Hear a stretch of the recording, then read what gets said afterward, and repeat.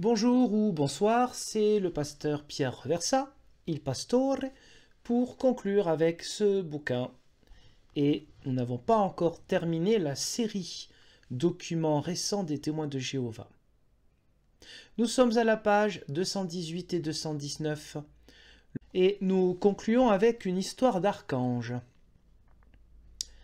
Pourquoi? Parce que l'une des doctrines d'origine des témoins de Jéhovah consiste à établir, soi-disant bibliquement, la chose suivante, que Jésus serait aussi l'archange Michael. Donc page 218, archange. La parole de Dieu appelle Michael l'archange, Jude, verset 9. Il n'y a qu'un seul chapitre dans la lettre de Jude. Très bien. Ce terme signifie ange en chef, etc. On parle effectivement dans la lettre de Jude d'un certain archange. Les deux apparitions que vous trouvez dans le Nouveau Testament du mot archange se trouvent dans Jude au verset 9 et 1 Thessaloniciens 4 verset 16. C'est la deuxième référence. Un archange, dans la vieille tradition juive non biblique, notamment dans le premier livre d'Enoch, ce sont 4 ou 7 anges. Michael en fait toujours partie, c'est une figure importante. C'est pas parce que c'est non biblique que c'est forcément à mettre à la poubelle, mais c'est juste un petit peu à relativiser. Dire voilà, faut le savoir quand même. Ensuite, continuons.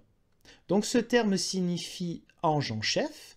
Remarquez que Michael est appelé l'archange, donc au singulier. Cela donne à penser qu'il n'existe qu'un ange de ce rang. Ben non, loupé. Loupé dans la culture juive, non biblique, il y en a 4 ou 7, donc déjà c'est faux. En fait, la Bible n'emploie le terme archange qu'au singulier, jamais au pluriel. De plus, on établit un lien entre Jésus et la fonction d'archange. Ah bon, on va voir ça, hein.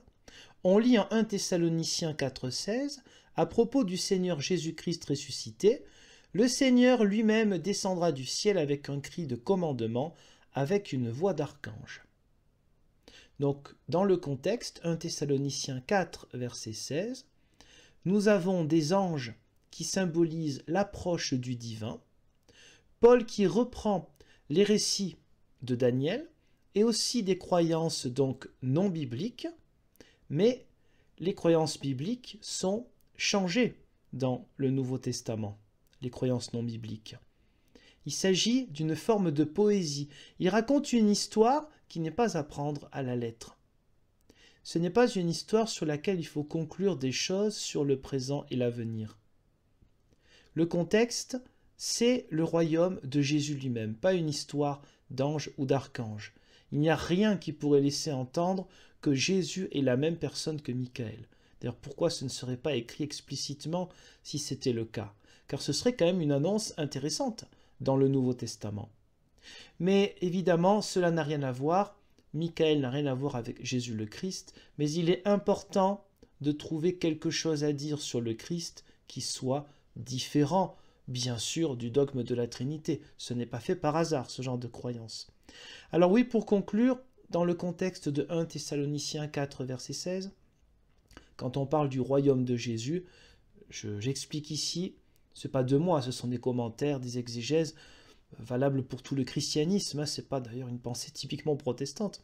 Ce royaume de Jésus dans le ciel n'a rien à voir avec un gouvernement de Jésus terrestre tel qu'il est annoncé pour après la fin du début du commencement du millénium, de ce que vous voulez, ce n'est jamais très clair.